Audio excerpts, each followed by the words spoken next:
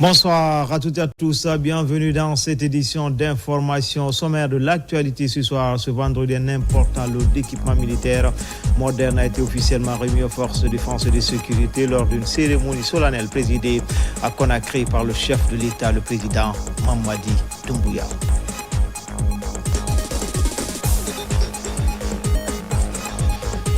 Et puis en déplacement, le ministre de l'Énergie sur le chantier du barrage hydroélectrique d'Amaria, Laïsekou Kamara, s'est rendu sur le site des travaux de cet ouvrage de 300 MW. Enfin, direction Abidjan, plus précisément dans la cité culturelle d'Anoumabo, avec les échos du festival de musique urbaine. La structure Gao Production et la fondation Magic System chapeautent l'événement. Parmi les invités de cette année, l'humoriste guinéen Bapa Omar. Voilà pour le sommaire. Encore une fois, bonsoir à tous. Ce vendredi, un important lot d'équipements militaires modernes a été officiellement remis aux forces de défense et de sécurité lors d'une cérémonie solennelle présidée à Conakry par le chef de l'État, le président Mamadi Doumbouya. Cette nouvelle acquisition, fruit de la coopération militaire entre la Guinée et la Fédération de Russie, s'inscrit dans la dynamique de modernisation engagée par les autorités avec pour objectif renforcer les capacités opérationnelles de l'armée et garantir la sécurité du territoire national. Adjudant-chef Abakar Kamanou, il est correspondant de la presse militaire. Conformément aux objectifs principaux de la loi de programmation militaire 2021-2026, à savoir moderniser les équipements, améliorer la formation, assurer la défense du territoire national et renforcer les capacités opérationnelles, l'armée guinéenne poursuit sa dynamique de modernisation en se dotant d'équipements militaires de dernière génération. Ce vendredi 1er mai 2026, les forces de défense et de sécurité ont ainsi réceptionné un important lot de matériel militaire moderne et sophistiqué. La cérémonie de remise empreinte de solennité s'est déroulée à la base aérienne principale de Conakry sous la présidence du chef de l'État, chef suprême des armées, son Excellence Mamadi Doumbouya. Le président de la République avait à ses côtés le premier ministre chef du gouvernement Amadou Ouriba, le ministre secrétaire général de la présidence de la République, le général Amara Kamara, le ministre de la Défense nationale Aboubakar Sidiki Kamara, ainsi que des membres du gouvernement, la haute hiérarchie militaire, le haut représentant du ministère russe de la Défense et l'ambassadeur de la Fédération de Russie en République de Guinée, entre autres personnalités. Permettez-moi de vous transmettre les salutations amicales du président de la Fédération de Russie. La Fédération de Russie est disponible et prête d'échanger les compétences, les connaissances et l'expérience de la guerre moderne. Permettez-moi de remercier son Excellence, Monsieur le Président de la République, de votre accueil chaleureux ici à Conakry. Composé de tenues militaires, des casques lourds, des gilets pare-balles, des rangesses, des drones ultra-modernes, ainsi que d'équipements de guerre, de surveillance et de défense aérienne, ce matériel s'inscrit dans le cadre de la coopération militaire entre la République de Guinée et la Fédération de Russie. L'acquisition de ces matériels traduit la volonté du président de la République, son Excellence Mamadi Doumbouya, de renforcer la montée en puissance de l'armée guinéenne dans l'accomplissement de sa mission régalienne, défendre l'intégrité territoriale et assurer la protection des populations et de leurs biens. L'histoire nous a appris qu'au lendemain de l'indépendance de la République de Guinée, le 2 octobre 1958, l'Union des républiques socialistes soviétiques a été l'un des premiers pays qui ont non seulement établi les relations diplomatiques et de coopération avec notre jeune République, mais également qui ont parrainé toutes les aspirations d'émancipation de la jeune République d'alors. Depuis lors, la coopération militaire figure au premier plan des secteurs prioritaires de ces relations entre les deux pays. Pour mémoire, les premiers équipements majeurs de l'armée de l'air, de la marine nationale, de l'artillerie, des blindés ainsi que leurs servants ont été le fruit de cette coopération qui a fait de l'armée guinéenne l'une des plus craintes de la sous-région. Aujourd'hui encore, plusieurs dizaines de bourses militaires sont accordées chaque année à la Guinée pour la formation des spécialistes dans toutes les composantes des forces armées guinéennes.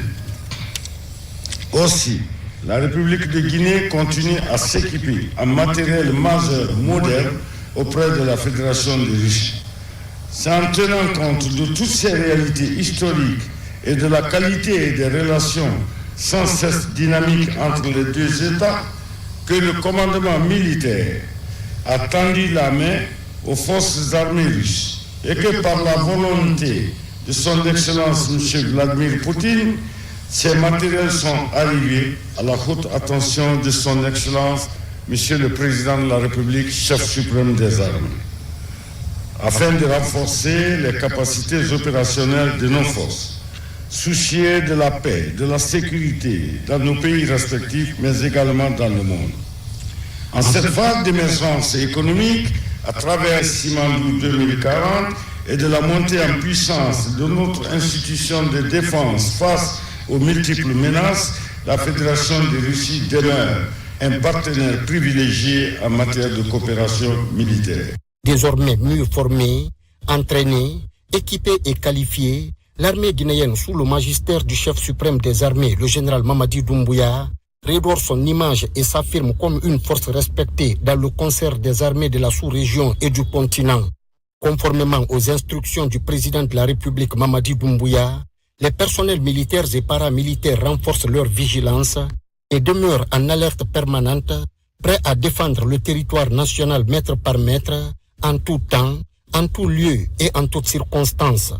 Au terme de la cérémonie, son Excellence M. Mamadi Doumbouya a eu un entretien à huis clos avec l'envoyé spécial du président russe.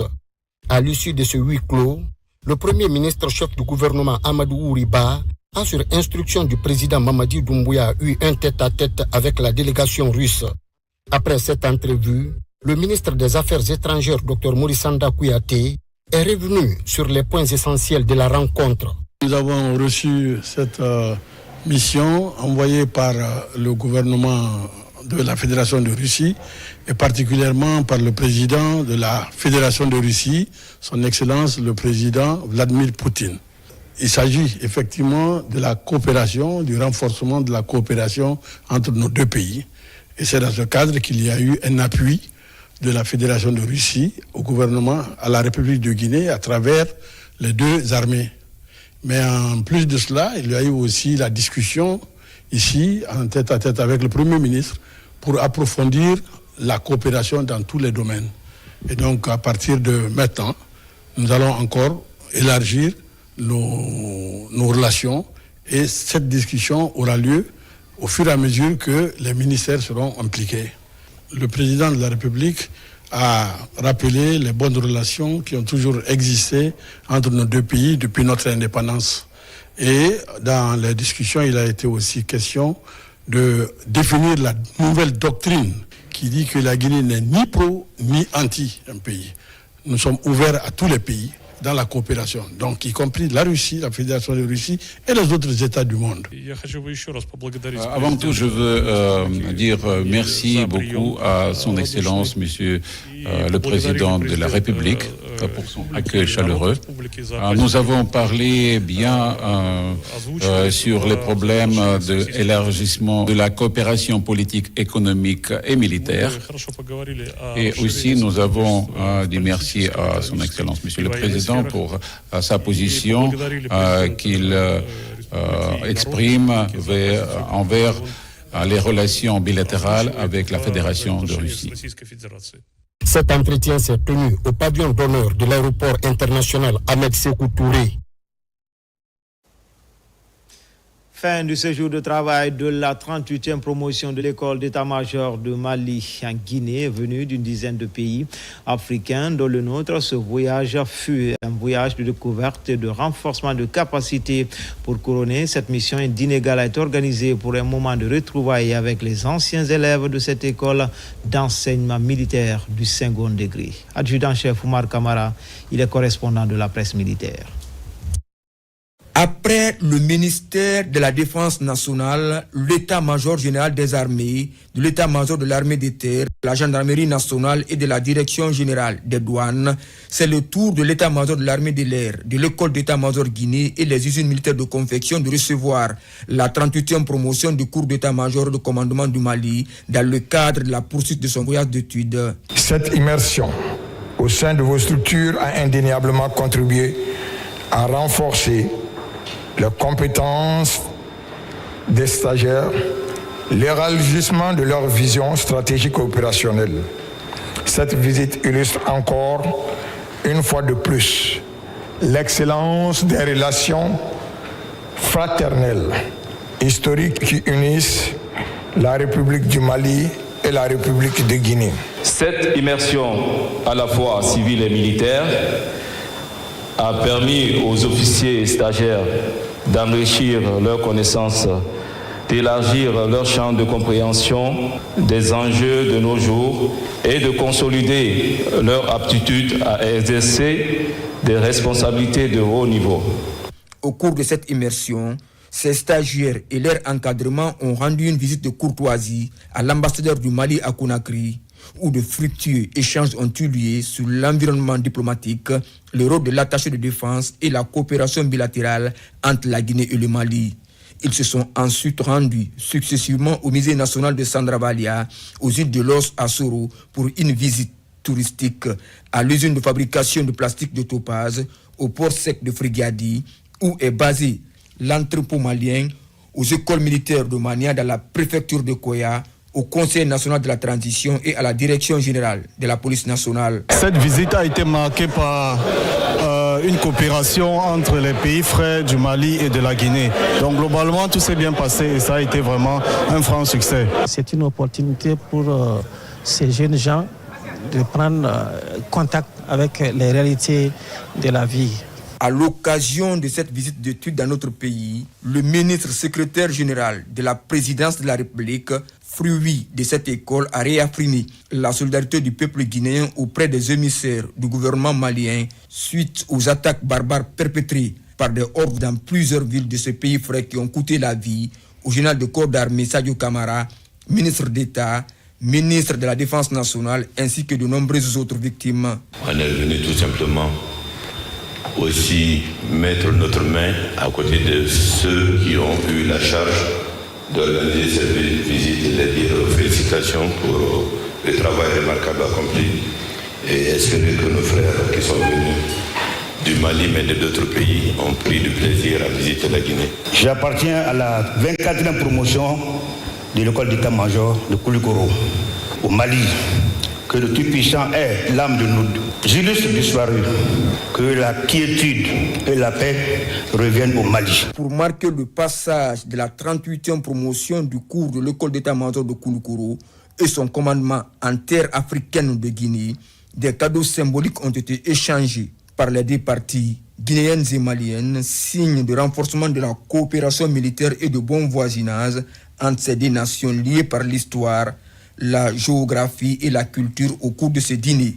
Gala organisé par la hiérarchie militaire, ici au mess des officiers du bataillon du quartier général. Dans le reste de l'actualité, les conseillers, directeurs, responsables juridiques venus des départements sectoriels du pays suivent actuellement des cours liés à la revue des lois constitutionnelles et autres mécanismes en toile de fond, mieux coordonner les actions gouvernementales. C'est une initiative du secrétariat général du gouvernement. Morlaï Souma, Abouakar Diaby. Après 3 jours d'échange d'expérience, les résultats de ce cadre de concertation et de formation des conseillers directeurs et responsables juridiques ont abouti à une conclusion satisfaisante. Cette rencontre a permis aux participants d'élaborer des dispositifs visant à sécuriser des actes normatifs de l'État. Sous le leadership du secrétariat général du gouvernement, l'initiative entend se pérenniser pour restaurer une bonne pratique de gestion administrative au niveau de tous les départements sectoriels. Il ne faut pas voir le travail d'un ministère seul, il faut voir ce caractère interopérable entre le législatif, le législateur, qui est au niveau législatif, et au niveau de l'exécutif qui propose davantage beaucoup de textes, voyez-vous, non? Donc tout cela mis ensemble, ça peut diminuer la gravité et la probabilité d'occurrence des risques juridiques encourus. Ce partage d'expérience constitue une volonté collective pour renforcer le travail du conseil juridique au sein du gouvernement guinéen.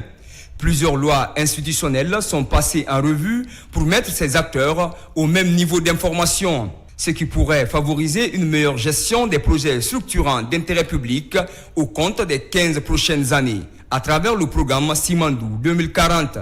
Des échanges et des recommandations qui ont été formulées nous permettent d'espérer que si nous mettons en pratique tout ça, que nous aurons un socle normatif favorable à l'accompagnement des projets de développement, notamment le programme de développement Simandou 2040, qui est l'engagement collectif, conformément à la vision du chef de l'État, de développer notre pays. C'est un réseau de conseils juridiques qui voit le jour. Il va désormais coordonner les actions gouvernementales afin de répondre aux aspirations du peuple de Guinée. Le réseau prend en compte plusieurs aspects en lien avec des outils de la nouvelle technologie, de l'information et de la communication, comme l'intelligence artificielle. Rajeunir et féminiser l'administration publique au ministère de l'administration du territoire et de la décentralisation. Des jeunes récemment nommés étaient à Kindia. Ils apprennent les techniques liées au leadership, la maîtrise du cadre organique et la déontologie de leur département de tutelle. Amadou Touré, Abdourazak Souma. Ils sont 54 nouveaux administrateurs territoriaux concernés par ce programme au compte du centre de Kindia. Pendant 3 jours, ils vont bénéficier d'une série de formations sur leur rôle et responsabilités dans l'exercice de leurs fonctions respectives dans la gouvernance locale. Pour cette première étape, ça concerne les préfectures et il y a une seconde étape qui va concerner les régions. Notre attente au sortie de cette formation, c'est vraiment voir que les guiguets qui sont souvent signalés dans les préfectures entre ces 3 acteurs puissent être minimisés et qu'ils puissent s'impliquer pleinement pour le développement des collectivités dans l'intérêt du pays. Les modules enseignés portent sur la décentralisation et la déconcentration, la maîtrise du cadre organique des administrations régionales, préfectorales et sous-préfectorales du pays et la déontologie de la fonction d'autorité administrative territoriale. On prépare un préfet, on prépare un secrétaire général, on prépare un gouverneur, on prépare un sous-préfet. C'est en le préparant qu'il peut exercer le mieux les missions qui lui sont attendues et donner le résultat à l'État. La notion principale qui crée souvent des problèmes aujourd'hui, qui est la notion de décentralisation et déconcentration, leur dire que c'est les 2 faces d'une même monnaie, sans laquelle l'autre n'a pas de valeur. En plus de ces notions, ces nouveaux administrateurs territoriaux, essentiellement composés de secrétaires généraux de préfecture, les chefs de cabinet de préfecture et les directeurs préfectoraux de l'administration du territoire et de la décentralisation, vont être aussi outillés sur les notions de principes et directives constitutives de la déontologie de l'administrateur territorial. Après leur installation, les membres des sous-commissions régionales des frontières de l'AB suivent actuellement une session de formation sur la sécurité des populations dans les zones frontalières. Le ministère de l'administration du territoire et de la décentralisation pilote également l'exercice. Sarabdine Diallo, Nabila Moussa Kamara. À l'AB, la commission régionale des frontières se met en ordre de bataille. Objectif, mieux coordonner la prévention, gérer les mécanismes de résolution des conflits et renforcer la sécurité dans les zones transfrontalières. L'installation et la remise à niveau de ses membres donnent le coup d'envoi d'une nouvelle dynamique. Ici, à l'AB, nous sommes venus dans le même cadre installer la commission sous-régionale des frontières, ensuite former les membres de cette commission sur le fonctionnement des attributions de la Commission nationale des frontières fixées dans le décret 0035. En Guinée, chaque région frontalière dispose désormais d'une commission dédiée placée sous l'autorité du gouverneur. Une architecture pensée pour une réponse rapide et coordonnée sur le terrain. Nous, à l'environnement, nous avons toujours des problèmes de frontières. Nous errons les animaux qui ne connaissent pas les limites des frontières. Nous errons des communautés et des forêts classées forêts communautaires, des terroirs villageois au niveau des zones frontières. Donc nous nous réjouissons à plus d'un titre que cette commission existe. Avec la mise en place de la commission nationale des frontières de Guinée, nous allons prendre toutes les préoccupations en tant qu'administrateur territorial. Nous allons remonter les informations minute par minute, seconde par seconde, et ça va nous permettre de mettre non seulement ensemble, pacifier les frontières. Située au carrefour du Mali et du Sénégal, la région de la baie vit au rythme des échanges transfrontaliers. L'agriculture et l'élevage y dominent, mais ces activités s'accompagnent aussi d'enjeux sécuritaires que les autorités entendent mieux encadrer. En déplacement, le ministre de l'Énergie sur le chantier du barrage hydroélectrique d'Amaria qui avance bien, Laye Sékou Camara s'est rendu sur le site des travaux de cet ouvrage de 300 MW dont l'urgence demeure les lignes de transport électrique. Alassane Tondon Camara, Nabi Camara. Cap sur Amaria, le ministre de l'Énergie, Laye Sékou Camara, est venu s'assurer de l'évolution des travaux de construction du barrage hydroélectrique. Un projet majeur de 300 MW destiné à renforcer la capacité de production nationale. Au point de vue projection, nous allons tenir le délai en respectant effectivement les dates fixées pour la réalisation de ce projet. Déjà en août 2027, le premier groupe sera lancé, donc on aura 100 kVA. Septembre, octobre, on lancera le deuxième groupe et en décembre le troisième groupe. Donc en fin 2027, on aura les 300 MW disponibles. Sur le terrain, le ministre a sillonné les différentes composantes du chantier des ouvrages de génie civil à la zone de la future centrale. Vous savez, ce barrage aujourd'hui, c'est un barrage de 300 MW où on a un calendrier en 2027 où le premier groupe doit être prêt. Avec ce projet, la Guinée va être alimentée à 100% par notre propre énergie. Donc c'est pour cela que nous accélérons ce projet pour qu'en 2027, tout le pays puisse être alimenté par nos barrages hydroélectriques. Il y a une semaine, on a lancé le projet de Kamisaya. Et dans le projet de Kamisaya, nous avons aussi lancé la ligne de l'INSAM à Dabola. Et cette ligne va permettre d'envoyer l'énergie de Amaria en Haute-Guinée. Et je pense que c'est un projet qu'il faut encourager. Donc ce matin, nous sommes venus voir et ça avance selon le calendrier. Avec les responsables du projet et les entreprises en charge des travaux, le ministre a passé en revue le planning global.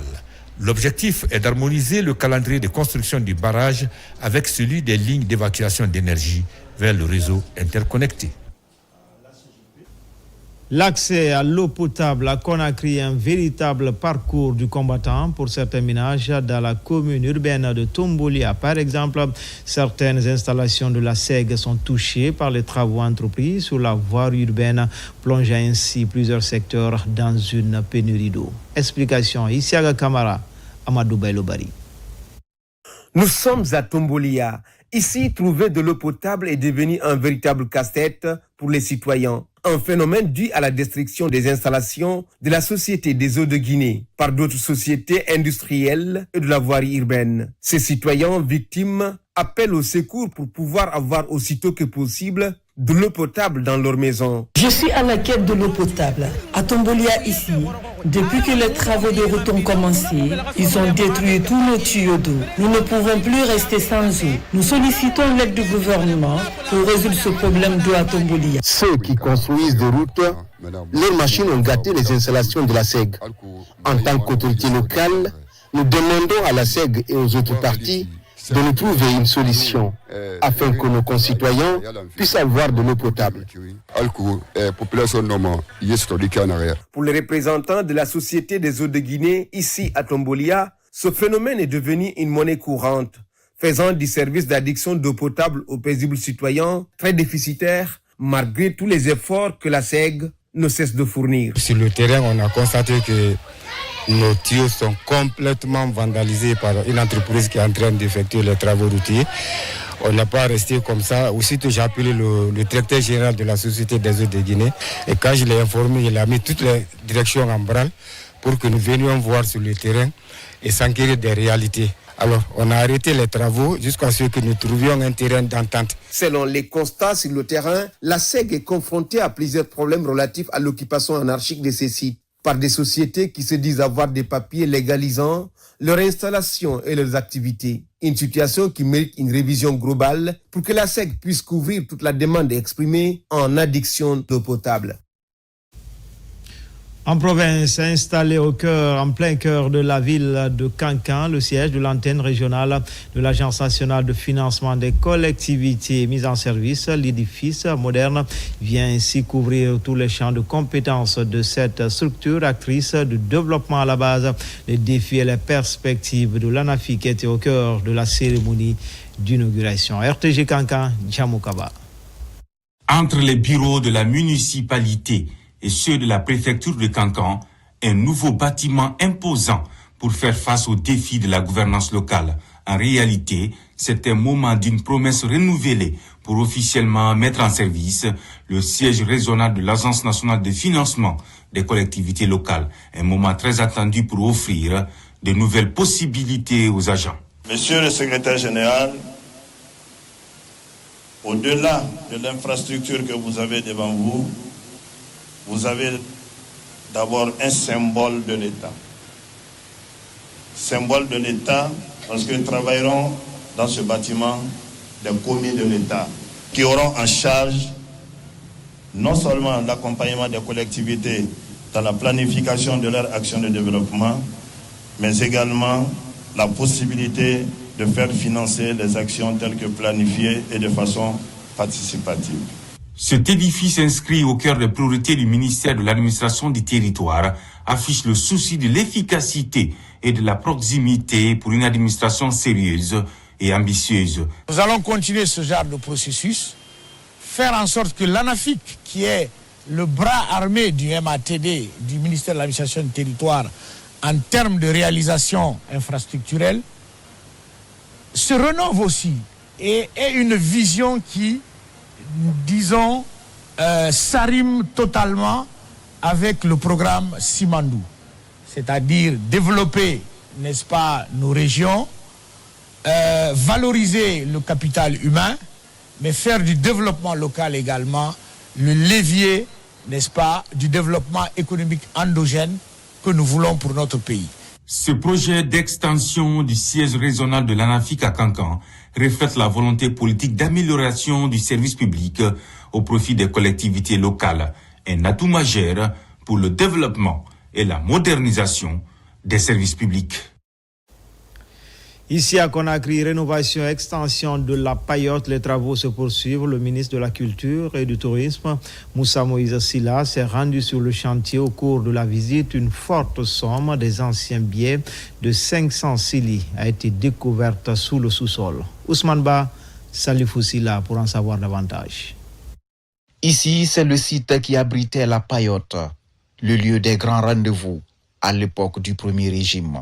Depuis le lancement des travaux de rénovation et d'extension, les bâtiments sortent de terre et les travaux se poursuivent. Nous avons 8 bâtiments à faire ici.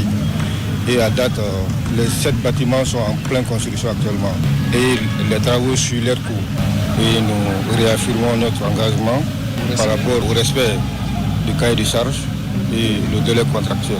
Les autorités sont décidées à redorer le blason de la paillote avec toutes les commodités.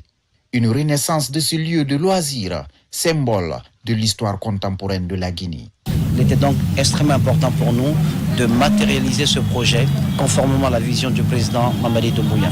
Ici, il y aura une grande salle qui va pouvoir, avec une sorte de mezzanine à l'intérieur, qui va pouvoir recevoir du monde en bas et en hauteur. Et l'ancienne salle que nous avions ici, le doyen nous informait que bourré, ça n'accueillait que 500 personnes. Nous aurons une salle avec une capacité d'accueil de 1200, n'est-ce pas? Oui. Et une salle moderne, avec toutes les commodités propres à une salle de spectacle. Et ce sera la salle du live. Au-delà de la renaissance de la paillote, l'on découvre un trésor caché qui montre le caractère mémorial du site. Plusieurs anciens billets de banque sous le sol. Des billets de 500 cili, la plus grosse coupure de la monnaie guinéenne de l'époque. Des billets qui vont être conservés au musée national, selon le ministre Moussa Moïse Silla. En région forestière, des infrastructures de transformation et de conservation des produits locaux pour les communautés rurales de Djéké, Boé, préfecture de Yomou. C'est dans le cadre du projet Village Zéro Faim, l'idée de renforcer la sécurité alimentaire dans ces différentes localités. Mohamed Salioupaï, Mohamed Lamine Diallo, lancé Kamisoko. Magasins de stockage et aires de séchage, ces nouvelles infrastructures communautaires constituent désormais un levier essentiel pour la valorisation des productions agricoles locales. Financés par la République de Corée, ces ouvrages ont été réalisés dans le cadre du projet Village Zéro Faim, mis en œuvre par le Programme alimentaire mondial en partenariat avec l'OCPH. Objectif, réduire les pertes post-récolte et améliorer les conditions de conservation. Les actifs que nous remettons aujourd'hui ne sont pas seulement des infrastructures physiques. Ils représentent le fruit d'un partenariat solide, d'un travail collectif et d'une vision partagée de développement local durable. La cérémonie de remise officielle de ces infrastructures a mobilisé autorités administratives, responsables locaux et populations bénéficiaires, témoignant de l'importance de cet appui pour le développement agricole de ces localités pour une meilleure autonomie alimentaire et économique. Le développement rural, la sécurité alimentaire et l'amélioration des conditions de vie des populations au cœur de l'action publique. Les ouvrages que nous réceptionnons aujourd'hui s'inscrivent pleinement dans cette vision nationale. Nous remercions très sincèrement l'institution PAM qui a mis en œuvre tous les financements exécutés par l'OCPH. Nous sommes très ravis, comblés de joie. Avec ces nouvelles infrastructures, Djéké et Boé disposent désormais d'outils concrets pour transformer, conserver et mieux valoriser leurs productions agricoles, ouvrant ainsi la voie à un développement rural plus durable et inclusif. À présent, parlons de la tenue de la session ordinaire du Conseil d'administration de l'Office guinéen du bois, instance stratégique dans la circulation, la transformation et la vente des produits forestiers, une entité qui s'est lancée dans de profondes réformes du secteur et de nouveaux objectifs ont été fixés pour cette année. Mamadou Alpha Baldé. Engagé dans une vaste réforme du secteur bois, l'Office guinéen du bois compte maintenir le cap et accélérer les réformes cette année. À travers cette session ordinaire de son conseil d'administration, le bilan des activités réalisées est présenté et les objectifs pour cette année fixés. À travers nos délibérations sur les budgets, les comptes financiers, les plans d'action et les procédures internes, nous sommes les garants de la transparence, de la redevabilité et de l'exemplarité de l'action publique. L'Office guinéen du bois occupe une place stratégique dans la mise en œuvre de la politique gouvernementale en matière de transport, de commercialisation, de transformation et de préservation des ressources forestières. Il joue également un rôle déterminant dans le renforcement des mécanismes de contrôle et de traçabilité du secteur. Ici, les travaux ont permis de procéder à la revue du plan d'action annuel et le remaniement du budget prévisionnel 2026 en vue de son approbation. Le guide prévoit de faire le suivi des 101 hectares de plantation de bois d'œuvre et nous envisageons encore de faire le reboisement de 150 hectares pour la plantation de bois d'œuvre et d'énergie. Le LIB reste engagé pour une filière bois durable en étroite collaboration avec le ministère de l'Environnement et du Développement durable. Nous appelons tout le monde à fournir d'efforts, à être vraiment dynamique sur le terrain pour les meilleurs résultats. Aujourd'hui, l'Office guinéen du bois entend s'inscrire dans une dynamique d'exploitation forestière responsable, entièrement tournée vers la durabilité. Le projet Simandou, considéré comme l'un des plus grands projets miniers au monde, continue de susciter de nombreuses attentes en Guinée. C'est ainsi que des chercheurs locaux lancent un projet dénommé Atlas sur la conservation du potentiel géospatial de l'écosystème du corridor Simandou au port de Moribaya.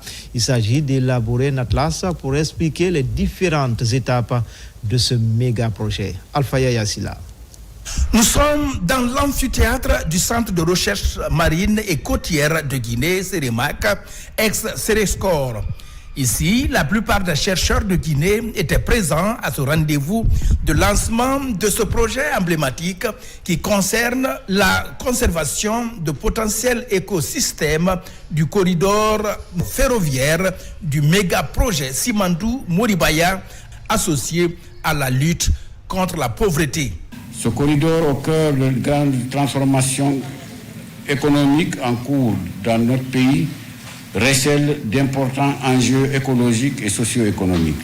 Il abrite une biodiversité remarquable, des écosystèmes fragiles, mais aussi des communautés dont les moyens d'existence dépendent étroitement des ressources naturelles. Ce projet de recherche est élaboré en tant qu'un atlas qui tient compte des démarches participatives, communautaires et scientifiques. Le projet Simandou 2040 est souvent présenté comme le plus grand gisement de fer à haute teneur du monde. Certes, sa richesse souterraine est exceptionnelle,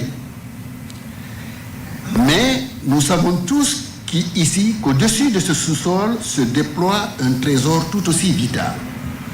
Nos forêts classées, nos savanes, nos cours d'eau, notre faune et notre flore endémique. Le centre de recherche maritime et côtière qui a été largement présenté est une institution publique de recherche capable de produire des connaissances de qualité, à renforcer les capacités nationales et à contribuer efficacement à l'élaboration de politiques publiques éclairées.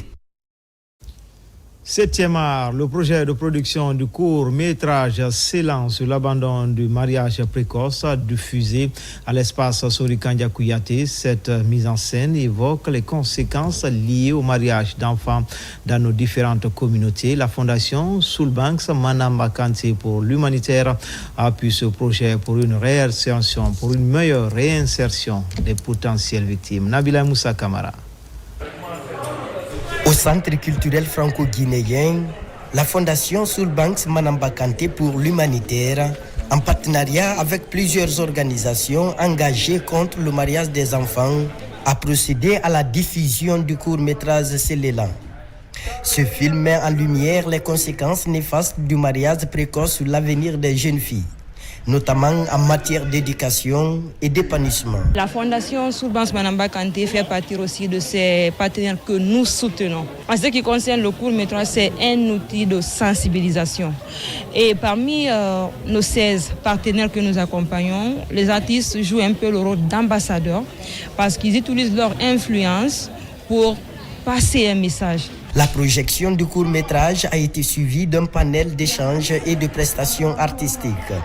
À travers leurs interventions, les participants ont mis en avant la problématique des enfants non scolarisés et déscolarisés, désormais au cœur des préoccupations. Avec ce court-métrage, le message a été très bien véhiculé. Ce n'est pas la première fois. Nous avions fait une première partie, un premier film que nous avons diffusé dans cette salle-là, qui n'est pas encore disponible sur les plateformes, mais dans les jours qui viendront, on mettra tout ça sur les plateformes. Aujourd'hui, c'est une manière pour nous de sensibiliser. La Fondation Soulbanks Manamba Kanté pour l'humanitaire poursuit ses actions de sensibilisation contre le mariage des enfants avec plusieurs initiatives déjà réalisées et d'autres en cours en faveur des jeunes filles. Pèlerinage chrétien à Bofa. Sur place, les 5 diocèses du pays ont organisé un panel avec plusieurs thématiques liées à la vie sociale et spirituelle. Les pèlerins ont été largement informés, sensibilisés sur l'importance de la cohabitation entre les différentes religions. Abraham Christophe Conté, envoyé spécial. Sur le site du sanctuaire marial de Bofa, les représentants des 5 diocèses de Guinée sont autour de la table de fraternité. Ils débattent du thème central du pèlerinage. Il est axé sur l'Église famille de Dieu en Guinée. Avançons ensemble en eau profonde dans la foi et l'espérance vers le jubilé des 150 ans de l'évangélisation. L'idée consiste à proposer des pistes de solutions face aux problèmes qui assaillent la vie de l'Église universelle mais également l'Église en Guinée. Ce sont non seulement des thèmes qui valorisent ce qui est fait actuellement dans chacune de nos églises particulières, mais c'est également des thèmes qui aident à aller de l'avant, à aller en eau profonde, c'est-à-dire à affronter les défis de l'évangélisation dans notre pays. À travers des panels, plusieurs thèmes spécifiques sont abordés par chaque diocèse. Tous ces thèmes sont là pour mieux parler de la vie de l'Église et des diocèses, ainsi que le rôle de l'Église dans la consolidation de la paix et de l'unité nationale pour encore préparer l'avenir de l'Église universelle en Guinée. On nous a fait comprendre comment le vécu est en train d'être fait dans les diocèses par les fidèles et par les clergés, par les pasteurs. On a demandé l'unité des pasteurs pour que notre évangélisation soit effectivement parfaite. Nous avons pu accueillir les différents diocèses qui, dans la phase de préparation de ce jubilé, ont préparé des thèmes qui tournaient sur l'espérance, sur l'unité, sur la prière, afin d'affirmer, de réaffirmer que si jamais l'Église catholique a tenu jusque-là, c'est parce que le soutien fort, c'est Dieu lui-même. Au terme des exposés, plusieurs recommandations ont été formulées par les prêtres conférenciers, notamment le renforcement de la collaboration entre les diocèses et les autorités religieuses à tous les niveaux, ainsi que l'implication accrue des fidèles dans les actions communautaires. Cette rencontre est aussi une étape importante pour harmoniser les actions en faveur des religions en Guinée. Les prêtres représentants des 5 diocèses de Guinée ont manifesté une volonté commune de contribuer activement au développement humain et spirituel du pays.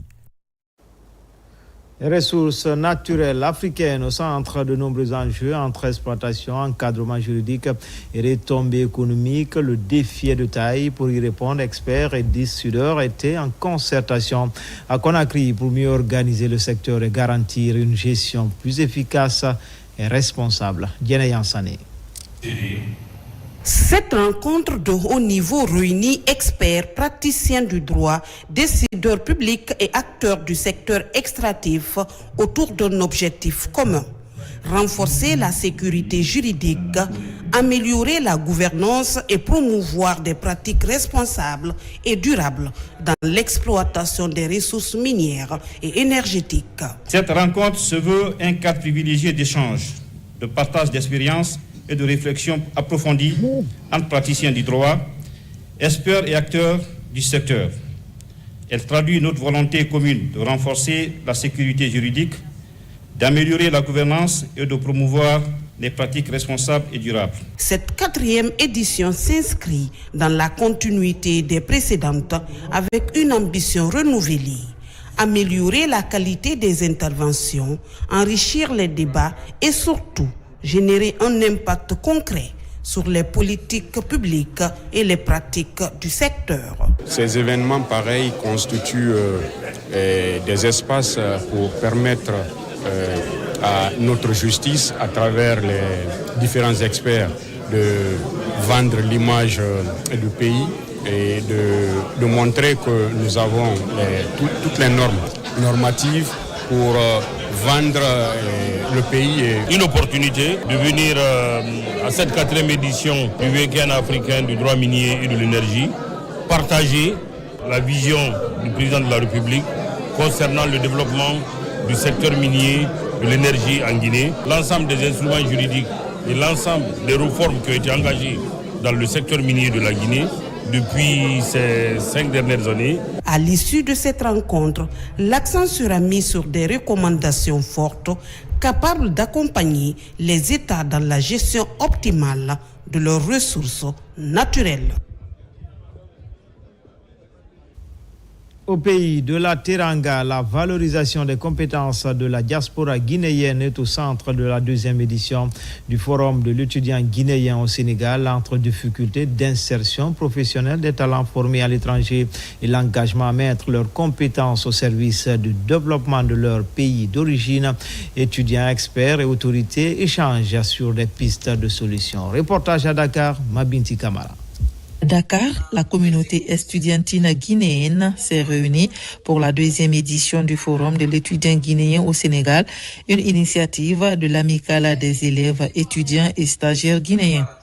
Placée sous le thème de l'engagement de la diaspora pour le développement de la Guinée, la rencontre a mis en lumière les difficultés d'insertion socio-professionnelle des diplômés formés à l'étranger. On est parti d'un constat parce que la diaspora estudiantine guinéenne ici au Sénégal constitue pour nous un vivier important de compétences pour notre pays, la Guinée. Mais malheureusement, ces jeunes aujourd'hui rencontrent des difficultés d'obtention de stage et même par manque d'orientation professionnelle. Donc c'est dans ce cadre qu'on a organisé cette 2e édition du Forum de l'étudiant guinéen au Sénégal qui a pour objectif de créer aujourd'hui ce cadre annuel de concertation et d'orientation pour promouvoir la compétence de la jeunesse guinéenne au Sénégal, mais surtout pour encourager son implication pour le développement socio-économique de notre pays, la Guinée. De leur côté, les experts et autorités ont appelé à renforcer les mécanismes favorisant le retour et l'intégration des diplômés. La jeunesse guinéenne, la diaspora guinéenne est une diaspora qui est multiforme et qui est extrêmement douée avec le nouveau plan national de développement et les efforts qui sont faits sur le terrain. Aujourd'hui, les jeunes Guinéens qui sont dans la diaspora rêvent de pouvoir rentrer pour appuyer leur pays. Notre présence dans ce forum est dans la logique de réaffirmer le soutien des autorités nationales et, disons, à toute la communauté guinéenne vivant à l'étranger et particulièrement au Sénégal. Donc, ce fut vraiment un plaisir pour nous d'échanger avec eux, notamment sur l'insertion socio-professionnelle des étudiants diplômés à l'étranger et qui souhaitent repartir en Guinée. Plus qu'un simple espace de discussion, ce forum se veut un appel fort, inviter les étudiants guinéens du Sénégal à rentrer au pays et à mettre leurs compétences au service de la nation. Direction Abidjan, plus précisément dans la cité culturelle d'Anoumambo avec les échos du festival des musiques urbaines. La structure Gaou Production et la fondation Magic System chapeautent l'événement. Parmi les invités de cette 18e édition, l'humoriste guinéen Bapa Oumar à travers une prestation haute en couleur sur le plateau du Femia Comedy Show. Il s'est illustré comme l'une des figures majeures de la nouvelle génération d'humoristes africains. Mohamed Bangoura, Abdoulaye Diallo. Tu t'appelles comment? DJ Congélateur.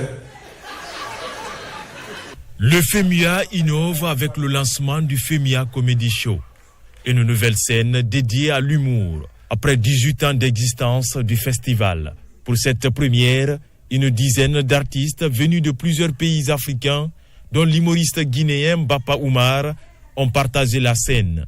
Un moment de rire et de convivialité entre le public et les comédiens. Ce soir, nous avons vécu un moment inoubliable pour le FEMIA et pour tous les Ivoiriens.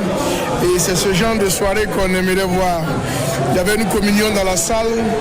Cela a confirmé encore que le FEMIA devient de plus en plus un festival d'intégration qui mélange tous les peuples, qui fait passer un message. Le message de la fraternité, de l'unité, de l'union, de l'amitié. On sait tous ce que signifie le FEMIA. Et on connaît l'immensité de la carrière de Magic System. Donc si quelqu'un comme Assalfo, qui est aujourd'hui une légende de la culture africaine dans sa généralité, fait appel à des artistes humoristes de l'Afrique, c'est plus qu'un honneur. On comprend que notre travail est apprécié, que nous fassions partie d'un festival de musique. C'est extrêmement important pour nous en matière de confiance et de visibilité. Organisée dans la salle de l'Institut français d'Abidjan, cette soirée a offert aux spectateurs un moment de détente, confirmant le succès de cette nouvelle initiative, saluée par les professionnels de l'humour. Le FEMIA, à travers son commissaire général, Assalfo, qui lui-même aime bien l'humour, s'est aujourd'hui donné une telle opportunité à des humoristes africains. Et je pense que c'est à saluer, c'est à encourager. Pour cette 18e édition du FEMUA, le lancement officiel des activités a réuni autorités et acteurs de la scène culturelle. Le Gabon est le pays invité d'honneur et le thème retenu est l'intelligence artificielle, menace ou opportunité pour l'Afrique. Les activités se poursuivront jusqu'au 3 mai à Abidjan, précisément dans la commune de Marcory.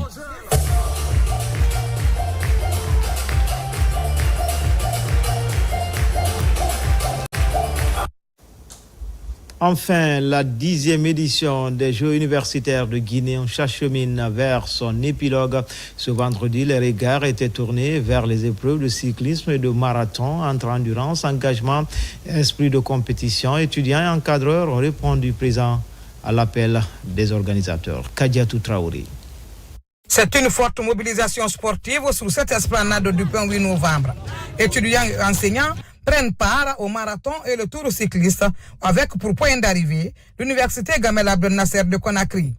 À cette activité sportive, on note la présence du secrétaire général et plusieurs cadres du département de tutelle. J'avoue qu'il y a eu assez de bonnes surprises. C'est le lieu vraiment de féliciter la direction de mise en œuvre de ces Jeux. Donc nous avons des intellectuels que nous sommes en train de former. Et ces intellectuels-là doivent en fait aussi associer en fait à leur pratique quotidienne le sport. Les 5 axes d'intervention du programme Simandou, c'est éducation et la culture aussi. C'est en fait quelque chose qui nous permet de mieux nous affirmer. À l'issue des épreuves fatidiques, les gagnants de cette 10e édition des Jeux universitaires, dans son volet marathon et cyclisme, sont récompensés. Cette fois-ci, ils ont fait beaucoup d'innovations et de surcroît, la marche de ce matin-là, ça a permis à tous les encadreurs, à toutes les délégations de se réveiller, de faire le sport du 8 novembre jusqu'à Gamal. C'était vraiment beau. Depuis l'année passée, j'ai voulu participer, mais là, je n'ai pas pu. Mais cette année, j'ai vu l'occasion puis je l'ai saisi. Je savais que j'allais gagner et c'était comme ça.